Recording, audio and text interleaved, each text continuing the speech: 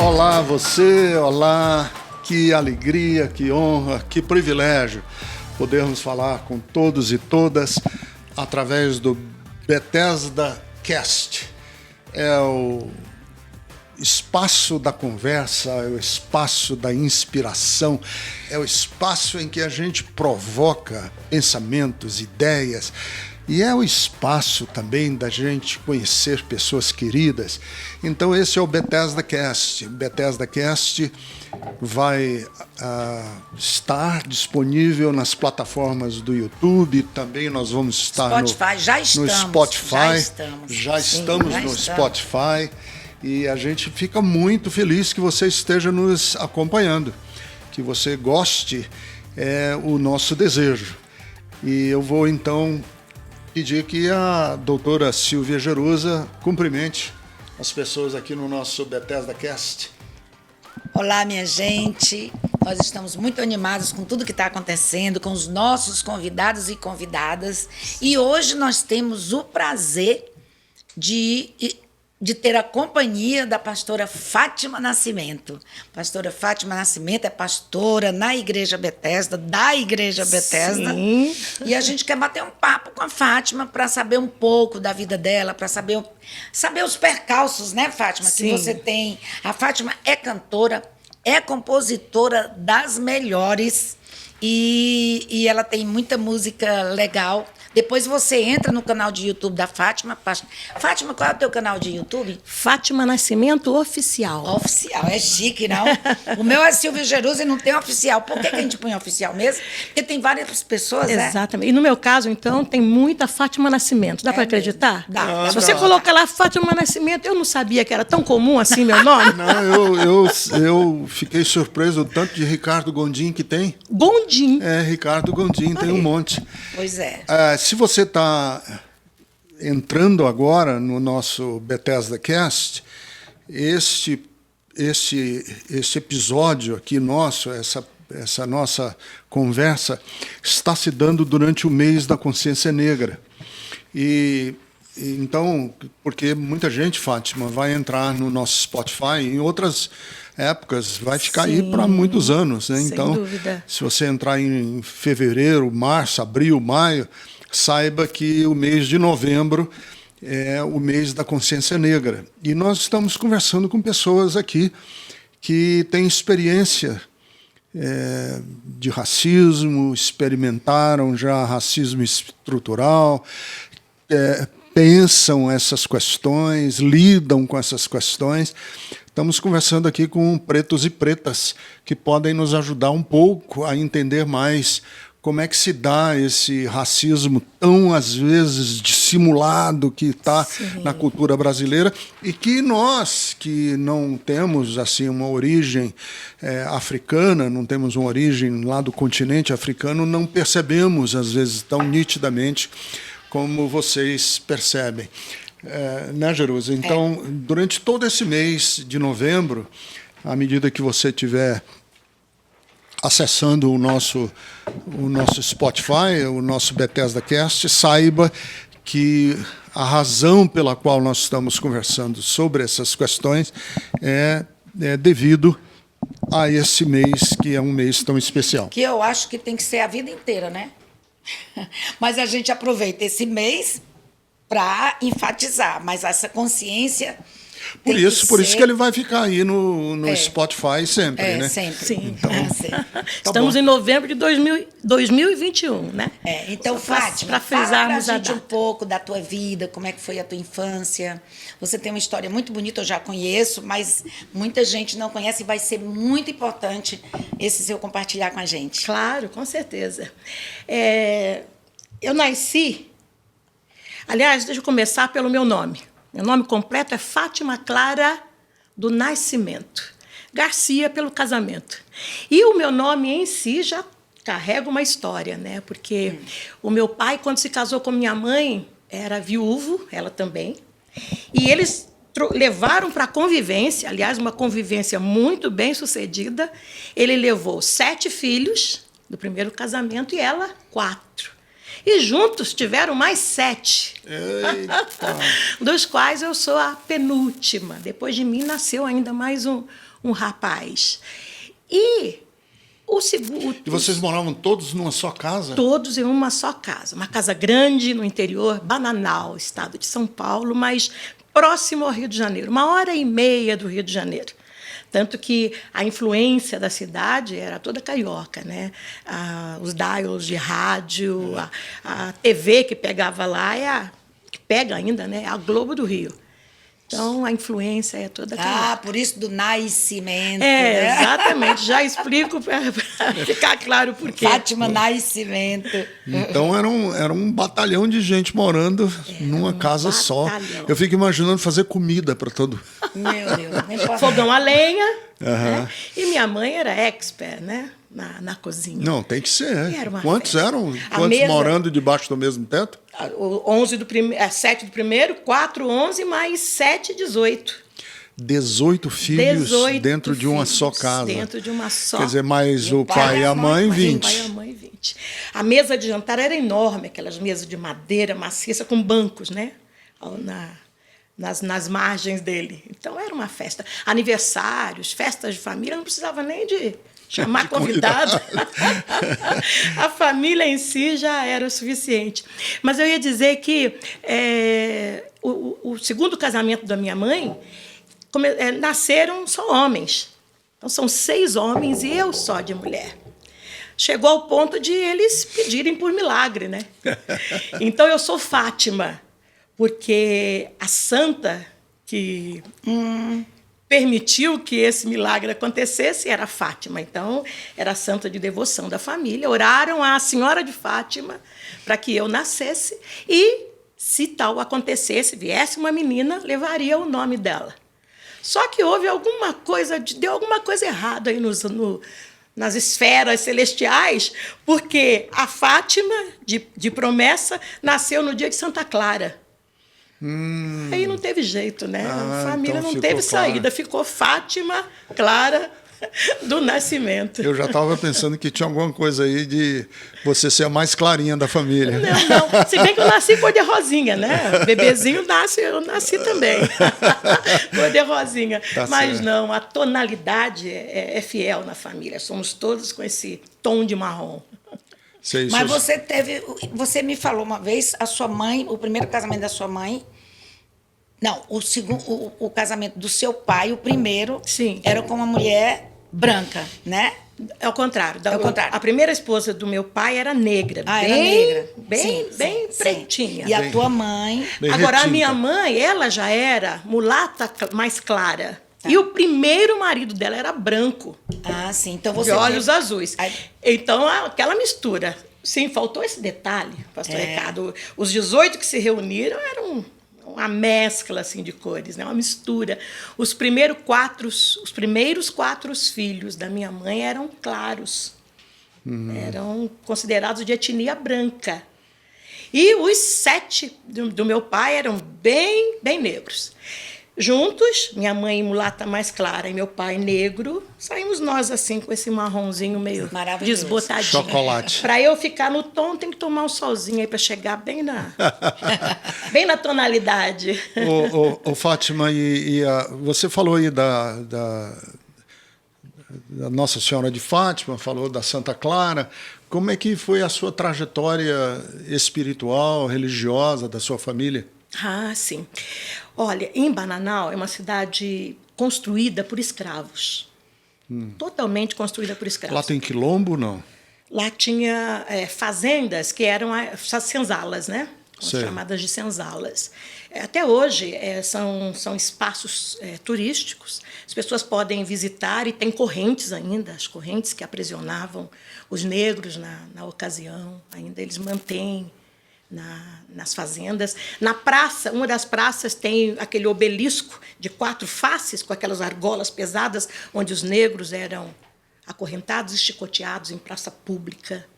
Então, tudo isso.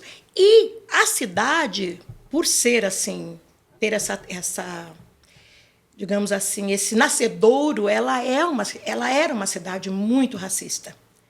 Embora aquele tipo de racismo que para muitos brancos não era consciente. Aí se torna estrutural, né? Porque eles iam agindo de acordo com o que iam recebendo, o legado que iam recebendo, mas foi uma cidade bastante racista. Só que tem um detalhe importantíssimo na minha vida que eu gosto muito de frisar.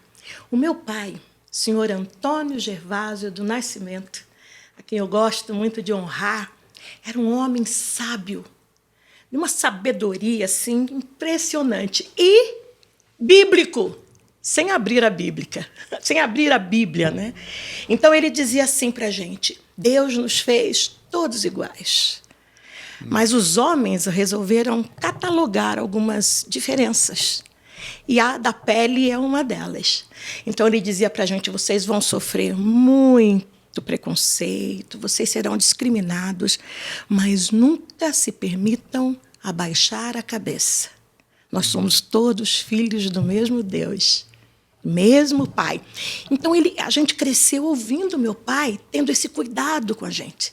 E ele nos orientava, e ele nos ensinava principalmente a respeito do preconceito. Mas a gente cresceu. E eu e meus irmãos, principalmente dessa segunda geração, nós nos apropriamos muito disso. Tanto que não tinha assim, espaço onde nós não entrássemos, não frequentássemos, não tinha nada que nos intimidasse. Isso teve, para mim, 2 efeitos. Um positivo, porque a gente estudou na cidade, a gente se envolveu nos meios, né, nos ambientes em que preto não entrava. Mas, ao mesmo tempo, impediu que a gente tivesse essa consciência. A negritude não foi formada na gente. Então, eu passei muitos anos sem me dar conta de que eu era preta. Por quê? Desde menina, desde pequena, eu gostava de cantar. Eu me sobressaía muito na escola. Eu decorava e recitava poemas longos. Era uma das poucas que... Aliás, na minha época era pouca, posso dizer isso sem falsa modéstia. E aprendi muito cedo a tirar uns acordes no violão. Então, eu me sobressaía. Na missa que nós participávamos, a freira percebeu a minha voz logo cedo e ela me colocou para cantar. A partir daí, aniversários, casamentos, as pessoas me convidavam para cantar. E quando eu estreei na igreja, virou um burburinho na cidade. Olha, a Fátima está cantando na igreja, o padre está gostando. Pronto, se o padre deu o aval, a cidade inteira tinha que dar, né? Sim. Aval de branco, mas um aval válido, né? Então, a gente cresceu assim. Eu e meus irmãos, nós tínhamos livre acesso a todos os lugares. Saíamos da nossa senzala e frequentávamos as casas grandes sem nenhum problema. Só que demorei muito tempo para perceber que eu era preta, que eu era negra. Então, teve esse detalhe que eu julgo negativo. Mas o tempo se encarregou de fazer as suas marcas na nossa vida, mesmo sem essa consciência, né? Por exemplo, eu saí da cidade de Bananal com 21 anos, aqui para São Paulo, e nunca tinha namorado. Não sabia o que era um beijo de amor. Oh, rapaz. Não sabia. Não sabia. Mas isso... Por quê? Na cidade não tinha muitos negros. Os negros da cidade moravam afastados. Nós morávamos no centro da cidade. E os negros, pelo menos os que a gente imaginou que poderiam ser os mais bonitinhos, moravam muito distante. E só tinha branco na cidade. E branco, em Bananal, não namorava negra. Podia usufruir de seu corpo. Mas namorar é um negócio sério, né? É compromisso. E as mães ensinavam os seus filhos isso. Olha, com negra, vocês podem divertir-se, mas não apresentem como namorada. Não se envolvam com compromisso. Então, os brancos, os rapazes brancos, já cresciam. Mas você tinha consciência disso na época, não? Na época, eu não. Na época... Você... Eu, pessoalmente, não. Mas meus irmãos mais velhos tinham. Sei. E eles me preservavam, eles me guardavam, eles me cuidavam. Se algum branco se aproximasse, O meu irmão maior, nós chamávamos de Toninho, mas ele era enorme. A figura dele amedrontava. Então, a imagem do meu pai, que era respeitadíssimo na cidade, e a dos meus irmãos... Seu pai fazia o quê? Ele trabalhava em quê? Meu pai era motorista de caminhão. Motorista de caminhão. Só que um caminhão que fazia linhas entre as fazendas. Muitas fazendas tem em Bananal. Então, toda a produção dessas fazendas era recolhida pelo caminhãozinho do meu pai. Seu Gervásio era conhecido em toda a cidade. Mas você não falou da igreja, assim. Como foi o seu trânsito? Você me falou aí da igreja católica, falou para a gente. Como é que você aportou numa igreja protestante? Eu vou chegar lá. Eu comecei falando da cidade racista para fazer essa ponte. Por quê? A freira me chamou para cantar. Mas, por exemplo, tinha um evento na cidade, pós-quaresma, que eu achava assim lindíssimo. Era a coroação da Virgem Maria. E essa coroação, ela era um cenário, a programação para aquilo acontecer era fantástica. Então, eram várias crianças vestidas de anjo e tinha um anjo maior que usava vestes com pedraria, as asas eram brilhantes.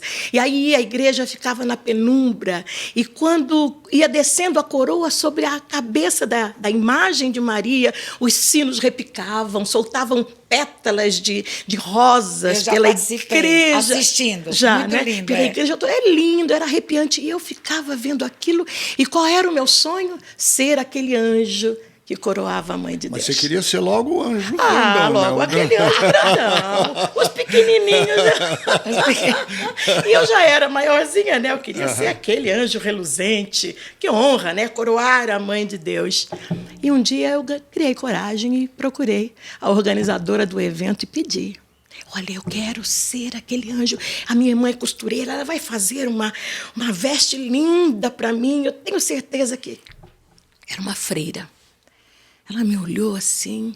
Hoje eu identifico aquele olhar meio que de pesar dela e a dificuldade dela em se explicar. Mas ela olhou para mim e disse, olha, você não vai poder ser anjo.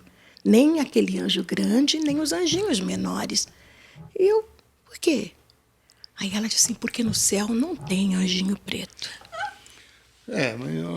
Quer dizer, é uma ironia e uma ironia terrível, né? Porque a padroeira do Brasil, Nossa Senhora Aparecida, é uma Madonna negra. Uma Madonna negra. E aí?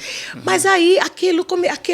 Não, eu digo, e aí? A Nossa Senhora Aparecida? Ah, sim, ela... Pois é. Então ela não está no céu, então como é que ela é nossa? Mas na igreja, naquela época, acho que nem tinha. Eu acho que nem tinha a estátua de Aparecida. Mas, sim, Nossa Senhora pode ser negra, mas o anjo não. O anjo não.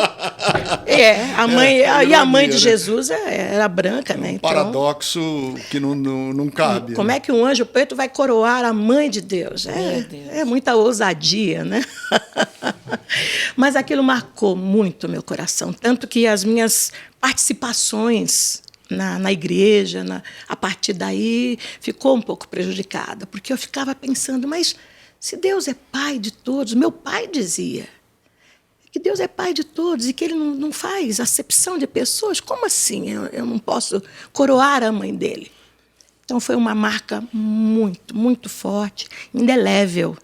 E aí, depois, logo em seguida, um tempo depois, né, alguns anos depois, ao vir para São Paulo, aquilo foi remoendo. Eu ia para a igreja e não conseguia mais me encontrar, assistindo aquelas missas, e ainda era em latim.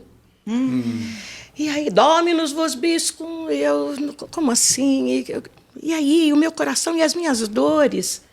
E esse preconceito, e essa falta de lugar, de ambiente, essa falta de espaço, eu não conseguia encontrar resposta. Procurei alguns padres para conversar, mas eles não pareciam preparados para responder isso, né? Não pareciam.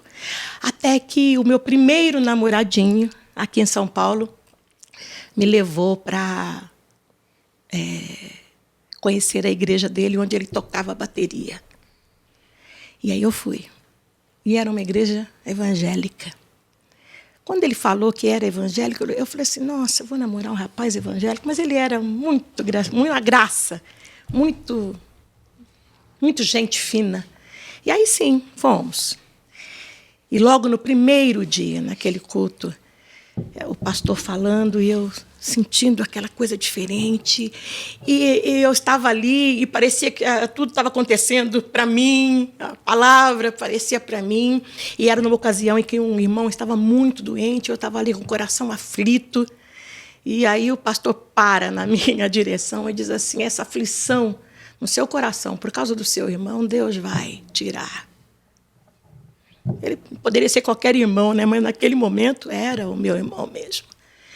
E foi assim que eu descobri que havia ainda uma chance de uma reaproximação com a paternidade divina. Foi a partir do meu encontro com ele em uma igreja evangélica, a partir de um contato mais próximo com as Escrituras, com pessoas que amavam a Deus e que me recebiam sem olhar para a cor da minha pele. Pelo menos elas tinham esse compromisso, né, de não fazê-lo. Olha, eu quero que você saiba que um dos privilégios que nós temos na Bethesda é ter a Fátima Clara como nossa pastora. É uma honra para nós. Fátima,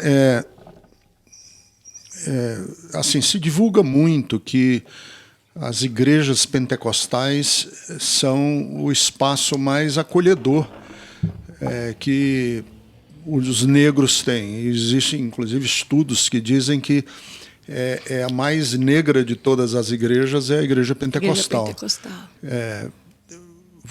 Como é que foi a sua experiência saindo, né, desse preconceito de não poder ser anja? E indo para uma igreja, você se sentiu acolhida mesmo? Como foi? Teve alguma questão? Ou é verdade que as igrejas pentecostais são, de fato, inclusivas e acolhedoras? A minha conversão aconteceu em uma igreja pentecostal. Pentecostalíssima, né? Bem avivada. E de pessoas simples, né? Pessoas vindas não de periferia, mas de bairros um pouco mais distantes, mais de poder aquisitivo, né, mais baixo, mas pessoas amorosíssimas. E a minha recepção foi a melhor possível. E logo, também na igreja evangélica, descobriram que eu tinha uma voz forte, porque eu cantava no meio das pessoas e sobressaía. Não era proposital, era eu, né? E logo o pastor já me colocou também para cantar, para participar.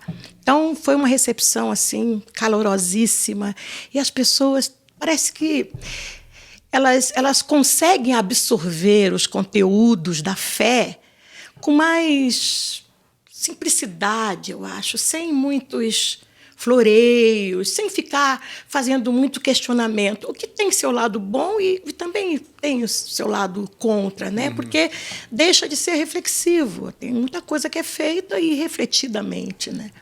Mas a coisa mais importante que eu imagino aconteça nesses ambientes é essa simplicidade, é essa vontade de crer, é essa abertura que se dá para a mente, né? A nossa mente quer acreditar, né, nas coisas, ela vive para isso. E as pessoas dão vazão a esse desejo da mente de crer, de acreditar. E aí, principalmente nisso, nós somos parte de uma mesma família. E tudo que Deus deseja é formar uma grande família. E o pentecostal, ele acredita nisso e acaba envolvendo a gente nesse leque. Eu fico muito triste, porque eu sei que a igreja evangélica, principalmente o pentecostalismo, que nasceu, né, o pentecostalismo tem uma história no seu nascedouro, lá na fonte original, né, do Seymour, que foi o pioneiro, William Seymour, que foi o pioneiro, e o Parkham, que foram os dois principais pioneiros do movimento pentecostal moderno, né, clássico. Eram negros, né, e viviam e trouxeram a mensagem do Evangelho para a periferia de Los Angeles, com esse corte, né, de inclusão e de dignidade do negro. E o que nós temos visto aqui no Brasil é um pouco não, eu diria que muito, está perdendo isso. Nós estamos perdendo essa simplicidade, essa inclusividade, porque a igreja pentecostal está se tornando uma igreja rica. Né? Os grandes conglomerados religiosos têm um perfil que hoje os estudiosos chamam de neopentecostalismo. Sim. E com o crescimento numérico, a igreja ela tende a replicar e a reproduzir os vícios da cultura maior, onde ela está inserida. Exatamente. Então, eu fico muito triste, porque nesses últimos tempos, o que eu tenho observado é que as igrejas pentecostais estão se tornando cada vez mais intolerantes, reproduzindo, inclusive, discursos de raiva e de ódio. Sim, terrível. Cada vez menos essa disponibilidade de acolher o outro como igual. Quando acolhe numa atitude paternalista, uma atitude, né, de uma compaixão meio que piegas, assim, não é um reconhecimento da dignidade do outro. Então, por exemplo, todos aqueles que já trabalharam em penitenciárias, em presídios, sabem que os presídios e as penitenciárias foram muito visitadas e trabalhadas por evangélicos. Né? Sim. Fim de semana, não sei como é que está agora com essas grandes facções, com esses grandes grupos criminosos que dominaram as prisões, mas no passado as prisões eram muito visitadas por evangelistas, pastores, fim de semana, domingo à tarde, evangelizando. E agora, de repente, né, nesses últimos 5, 6 anos, as igrejas começaram a repetir: bandido bom é bandido morto. Como é que pode? É uma negação dessa história, né, de inclusividade.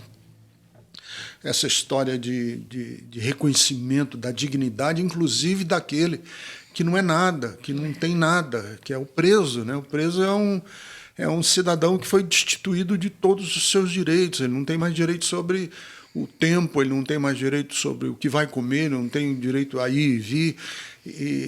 E aí vai um evangelista lá dentro da cadeia e diz: olha, você é alguém, você é amado, você tem futuro, você tem esperança.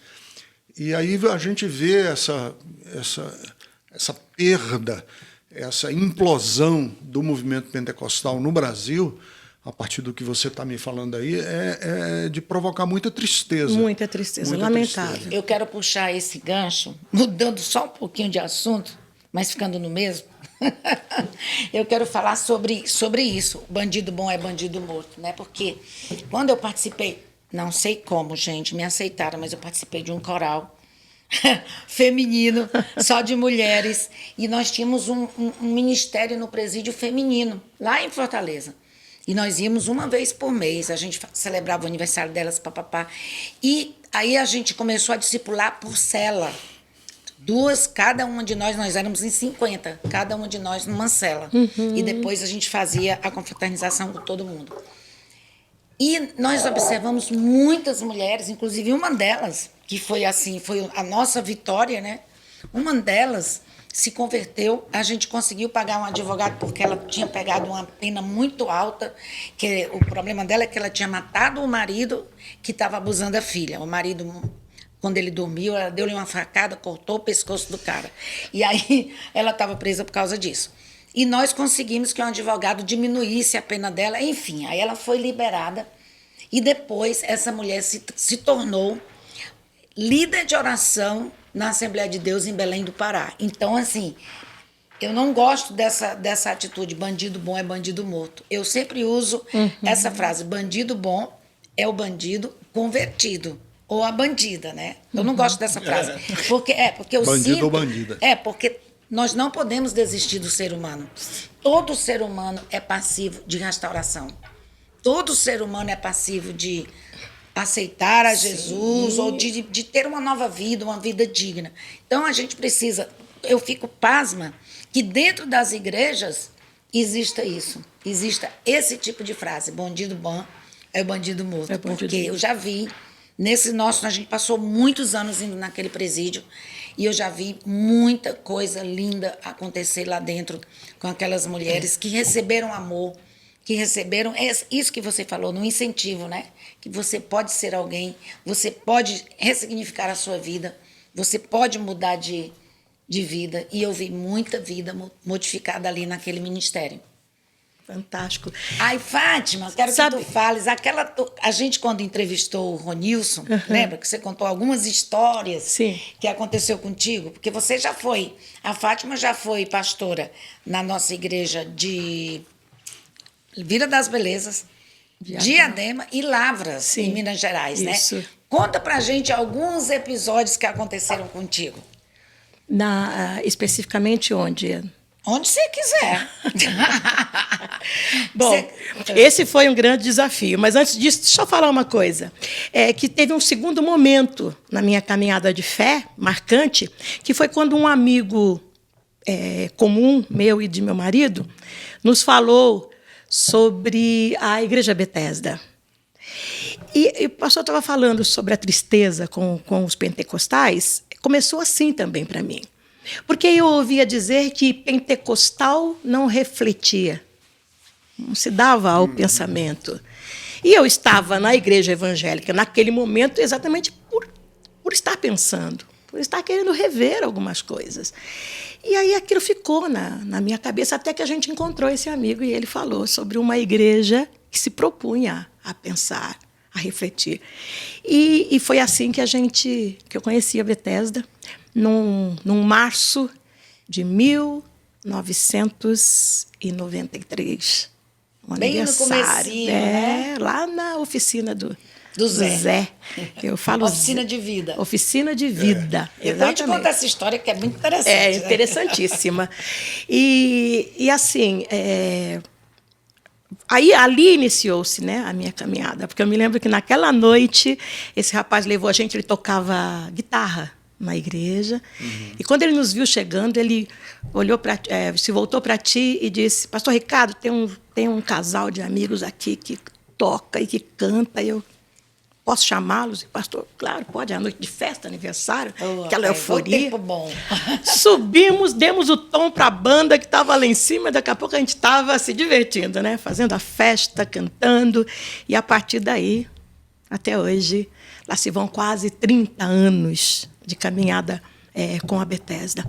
E entre os muitos desafios, né, em ser ministro de louvor aqui, trabalhar com vocês mais de perto, o maior desafio foi esse, de pastorear igrejas, né?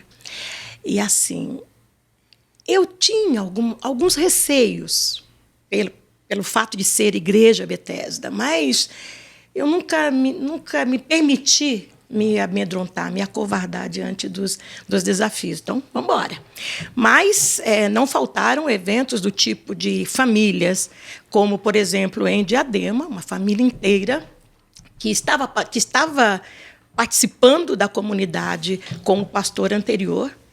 Quando eu cheguei, eles participaram de um culto e, na semana, a esposa da família me procurou para explicar que não poderiam continuar, que lamentavam muito, porque moravam no condomínio em frente à igreja, porque o marido disse para ela que não se permitiria ser pastoreado por uma mulher e negra. Então, essa foi a primeira experiência marcante. Nota, o marido era japonês da gema.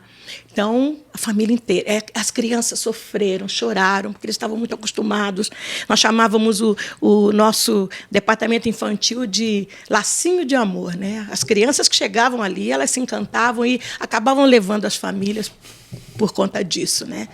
Esse foi o primeiro evento. E aí vários outros foram acontecendo que eu fiquei pensando, meu Deus, a gente não tem como. Ou era por racismo, ou por preconceito pelo fato de ser mulher.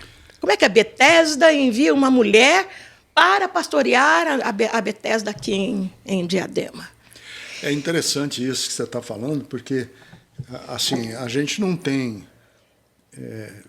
noção, nós que não temos a pele, né, a pigmentação da pele com mais melanina, Sim. a gente não tem essa percepção tão nítida, tão clara. Mas a gente tem, quer dizer, existem outros preconceitos no Brasil, outros tipos de racismo, que obviamente eu não estou em nada querendo comparar, mas o fato, por exemplo, de nós dois, eu e Jerusa, sermos cearenses, a gente sofre preconceito também. Também, né? Eu me lembro que quando a Bethesda ia começar, estava começando ainda, nós estávamos, naquela época, linha de telefone era caríssima, e a gente precisava de um telefone aqui em São Paulo, né? Em 1991. 91. A gente precisava de um telefone. E havia os operadores, tinha as pessoas que eram donas de várias linhas de telefone e tal. E eu fui para um desses que me recomendaram que ia me vender uma linha de telefone. Naquela época, Ricardo, eu me lembro tanto, né? Porque eu era administradora, né? R$5.000 uma linha de telefone. R$5.000, sim. Mas não era real naquela época, o dinheiro não era real, né? Mas era como se fosse. Um dinheiro alto, né? Então, 5 mil Cruzeiro, cruzados. Cruzado Novo, nem me lembro mais.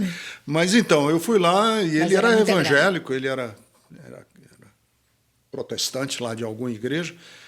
E ele falou, me lembro, ele era da eu me apresentei do Walter Brunelli. Eu me lembro que falei para ele que estava querendo comprar uma linha de telefone, ele perguntou para quê. Eu falei, olha, eu estou vindo do Ceará, nós estamos plantando uma igreja aqui em São Paulo. Ele olhou assim para mim e disse, é muita prepotência de um cearense vir para São Paulo começar uma igreja. Olha isso! Foi. Então, quer dizer, existe, né? Dia desses aí, uma fulana de tal aí, uma influencer dessas, falou que fazia paraibagem, obviamente detratando o pessoal que nasce na Paraíba, ou quem é da Paraíba. E quando você faz uma barbeiragem no trânsito, eles dizem que você fez uma baianada. Então, quer dizer, existem tantos preconceitos aqui no Brasil e as pessoas de origem africana, elas, eu acho que devem sofrer alguns preconceitos compostos, né? O preconceito de ser pobre, o preconceito de ser homossexual, Sim. o preconceito de ser preto. Uma vez eu estava aqui na Bethesda mesmo, em São Paulo, terminou o culto e um rapaz veio conversar comigo e ele falou para mim, ele era cearense, veio conversar comigo por ser cearense. E conversamos ali um pouco e tal, e ele falou para mim, Ricardo, você tem ideia do preconceito que sofre um rapaz como eu, que sou homossexual, cabeleireiro, nordestino, preto e pobre na periferia de São Paulo? Falei, olha, eu não consigo imaginar, mas sei que é pesado, sei que é difícil, sei que você está remando muito contra um monte de preconceitos compostos que vão, obviamente, pesando sobre os ombros das pessoas e vão trazendo muito sofrimento. E que nós outros não percebemos, né? A gente percebe, eu percebo um por ser cearense, outro ali percebe por ser nordestino, outro, mas se você somar todos esses aí, acaba sendo muito difícil, muito complicado para algumas pessoas. Eu vou pegar aqui esse gancho da Fátima sobre ser mulher, pastora mulher, né? Que um dia a gente pode fazer um programa só sobre isso, que isso aí já dá muita pano coisa. pra manga. Dá muito pano para manga. Mas eu me lembro, você falou sobre ser cearense, né? Ser nordestino, né? Quando eu fui ordenada, a pastora, em 1995, uma pessoa que foi ordenada junto comigo, um homem, ficou chateadíssimo porque eu fui ordenada, ele era contra a mulher no ministério.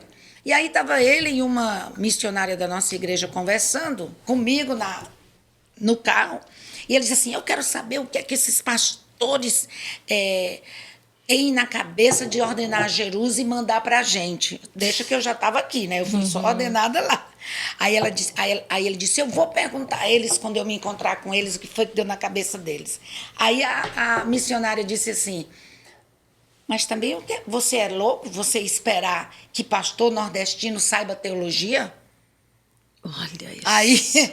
Aí eu falei para ela assim, eu digo, quem é o teu pastor? Quem é o teu pastor presidente? Que é o Ricardo, teu pastor é nordestino, ele não sabe de teologia? E você fez seminário onde?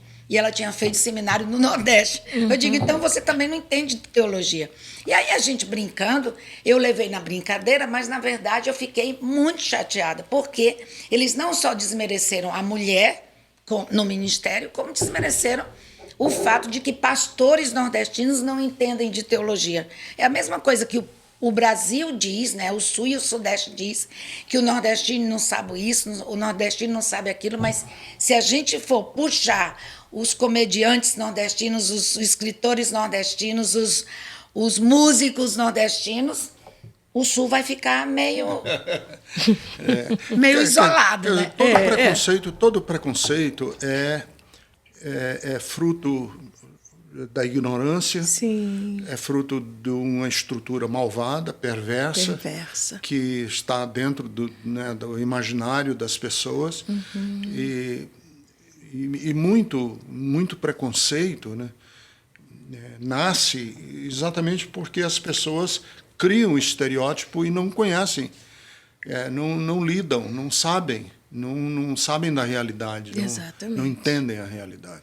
Ô, Ricardo, você lembra quando a gente estava lá no sul dos Estados Unidos, que inclusive é extremamente racista, né, Ricardo? E é onde tem a maioria das pessoas negras. E a gente estava com um pastor que te levou para visitar um irmão que estava enfermo e que tinha deixado de ir na igreja. Você lembra desse evento? Opa, me lembro. Conta aí. Não, eu me lembro. Eu estava pregando numa igreja lá dos Estados Unidos e estava muito calor, muito quente. O pastor estava tão quente que não dava para a gente sair, assim, passear. Em Oklahoma, me lembro demais disso aí. E ele me convidou para ir fazer visita no hospital com ele. E quando chegamos lá na visita do hospital, ele era um senhor branco, né? E ele falou, eu tenho sentido falta de você lá na igreja, você não tem mais vindo ao culto. E ele falou, eu não quero ir mais na igreja não, porque você está recebendo pretos lá na igreja. O pastor falou, mas preto também é salvo, é também de Jesus, né? Aí ele olhou, passou ele deitado na cama doente, e ele falou, não, mas pastor, você tem de convir comigo que preto não tem alma, né? Pronto. Olha na isso. minha frente ele falou essa estupidez. Foi tão constrangedor que depois, quando a gente saiu lá do hospital, o pastor no carro falou, olha, eu quero te pedir perdão por isso aí, que foi uma coisa tão horrível. O próprio pastor ficou muito constrangido, foi horrível.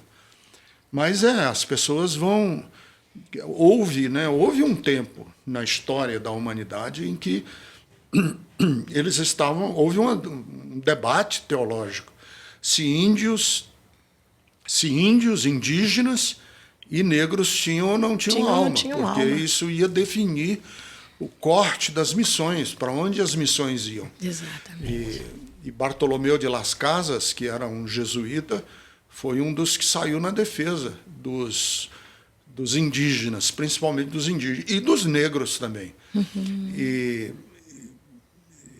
E houve esse grande debate, principalmente entre os jesuítas, que eles estavam para decidir, porque isso ia configurar qual tipo de missão que eles iam fazer ou não. Mas é muito bom, Fátima, ter você aqui conosco, muito bom a gente conversar sobre esses temas. É importantíssimo que na nossa estrutura de pensamento a gente saiba sempre o seguinte: o racismo é uma construção recente da história. O racismo é muito recente porque ele nasce com a necessidade de mão de obra barata do colonialismo. Ele nasce com as grandes navegações, os grandes empreendimentos, né, colonialistas, tanto aqui na América do Sul como na América Central e nos Estados Unidos. E para que esse empreendimento comercial desse certo, era necessário, para até a consciência das pessoas ser mais amenizada, de diminuir o outro, de criar, inclusive, teologias. Sim. Diminuindo as pessoas originárias da África, e aí tem toda uma teologia que foi organizada a partir disso aí, para mostrar que os africanos são descendentes da tribo de Cã, e Cã foi amaldiçoado. Cã era o filho de Noé, e que foi amaldiçoado. Quer dizer, houve a necessidade de criar uma teologia para que, com essa teologia, se legitimasse a exploração. Exatamente. Se legitimasse a destruição do outro através da escravidão e da escravatura, que foram momentos terríveis que duraram séculos, terríveis da história da humanidade. Então, é muito bom ter você aqui para a gente conversar sobre isso. Você gostaria de falar mais alguma coisa? Que eu vi que você está indo no gatilho para falar e a gente acabou lhe interrompendo. Não, na verdade, eu estava concordando com a sua fala. Mas o ano passado, esse ano, no 13 de maio, que é a data em que se comemora, né, a abolição da escravatura, eu compus uma música chamada Vidas Pretas. Recebi, né, alguns elogios por conta da abordagem, né, o tema da música, e críticas. E uma das críticas, muito interessante, foi: não está muito pesada essa letra? Porque em uma das frases eu digo assim, que eu nasci de mãe preta, flor de bem-querer. Esse flor de bem-querer é um elogio. Minha mãe foi a melhor das mães, né? Amada, querida. E senzala, depois eu coloco, quase veio a ser o meu teto e meu chão. Porque quando minha mãe faleceu, uma senhora imediatamente me levou para sua casa. E explicando para a família que ia ficar comigo para trabalhar o luto, né, ia cuidar de mim, já que eu tinha perdido a mãe. A intenção dela era ficar comigo, para eu ser uma mucaminha, né, e ela foi ficando comigo, até que um dia meu pai bateu na porta e disse: já acabou o luto, hora de levar minha filha para casa. Não, seu Gervásio, deixa ela aqui comigo, eu vou cuidar dela, ela não pode. Como é que você vai levar sem mãe e tal? E aí meu pai disse: não. Tu tinha quantos anos, Fátima? Quando minha mãe faleceu, eu tinha 8 anos. 8 anos. E aí meu pai disse: não, se Deus levou a mãe dela, eu serei para ela pai e mãe. Não vou dar nenhum dos filhos que Deus me deu. Então, eu me refiro a esse evento, porque no momento em que se meu pai permitisse que lá ficasse, eu seria a mucama, eu seria a negrinha da casa, como era chamado. E lá na minha cidade isso era muito comum. Meninas pobres e pretas que perdiam suas mães eram imediatamente adotadas por famílias brancas e de posses, para se tornar depois a empregada da casa e tudo mais. Tinha essa figura que chamava irmã de criação. Irmã, né, de criação. Que não é irmã, mas não é, porque não tem direito a nada, né? Absolutamente nada. Só empregada. Então, por isso eu digo na letra da música, né? Senzala quase veio a ser o meu teto e meu chão. E depois eu dizendo lá, eu cresci e ouvi muito branco dizer que o meu corpo preto não valia um tostão. Essa frase aqui pegou para as pessoas, né? Ai, eu amei essa música. Eles entraram com alguns questionamentos, que era muito pesado. O que vocês pretos querem? Vocês estão querendo o quê? Eu falei: nós queremos só ser como os brancos, viver como os brancos vivem, com direitos, com dignidade, com direito de viver, de ter um espaço, sem ser olhado, chegar num condomínio, de repente, um pouco mais elitizado, e o porteiro não olhar com desconfiança, não ser seguido nos supermercados. Quando eu vou ao mercado com Não meu mandar marido, ou se subir ele pela vai área de sozinho, serviço, pela né? área de serviço, é fatal. A gente entra no supermercado e o marido vai indo por umas prateleiras e eu por outra para adiantar a compra. E imediatamente você já percebe movimentação de seguranças para observar para onde que ele vai, o que vai fazer. Então, entrar pelo elevador de serviço, não, olha, é por aqui. Não, mas eu moro aqui, já passei por isso quando eu morei em um apartamento lá na Vila Nova Conceição. E estava bem vestida, decentemente vestida. Aliás, meu pai dizia isso, vistam-se bem, para minimizar os efeitos, porque o simples fato de você ter a pele da cor que tem já vai causar problema. Para preto, tudo é mais difícil. Tudo já é complicado pelo simples fato. Nosso cartão postal já depõe contra nós. Então, meu pai dizia, vistam-se bem, estejam sempre perfumados, para não ter que explicar e não ter que dar razão ao fato de que todo preto se veste mal e é fedido, né? Como era a expressão. Então, bem ajeitada, bem vestidinha. E chegando para entrar no apartamento no qual eu morava, pelo qual eu pagava o aluguel. E tinham vários porteiros, né? E um deles foi me direcionando para o elevador de serviço. Eu virei para ele e falei assim, eu prefiro outro que já sai na porta da sala da minha casa. Porque eram 2 elevadores, né? Um saía por um lado, que era na porta da cozinha, porta de entrada dos serviçais, e o outro que saía na sala. Eu falei assim, eu vou preferir o outro, porque já sai na sala, na porta da sala da minha casa. Desculpa, é moradora. É demais, hein? Então, eventos assim. E essa música eu compus para chamar um pouco para reflexão. As pessoas reclamam que está pegando muito pesado, que mas que está fazendo Eu me drama. lembro de uma frase do Bertolt Brecht que diz que as pessoas reclamam do rio que tudo leva, mas se esquecem de mencionar as margens do rio que o oprimem. Pronto. Então, olha que fantástico. Repete aí. Repete, por favor. As pessoas reclamam do rio e da força do rio que a tudo arrasta, mas se esquecem de mencionar as margens do rio que o oprimem. Sim. Que é isso. São as margens que oprimem e por isso é que ele tudo arrasta. Né? Pronto. É isso aí. Muito obrigado, Fátima. Eu que agradeço. Muito obrigado a você que está com a gente nesse Bethesda Cast. Este programa está sendo gravado durante o mês de novembro, que é o mês da consciência negra, e nós temos priorizado durante este mês conversar sobre esses temas, trazer esses temas à baila para que nós possamos crescer, que a gente possa mudar, crescer e mudar. Que a gente possa ser transformado. Nós queremos ser transformados em nossa humanidade. Sim. Silvia. Muito bom, Fátima, muito obrigada. Eu que agradeço. E abaixo o racismo. Abaixo o racismo. Muito obrigado a você pela sua paciência em acompanhar a nossa conversa. A gente vai ficando por aqui. Este é o Bethesda Cast, uma iniciativa da Igreja Bethesda para chegar até o seu coração.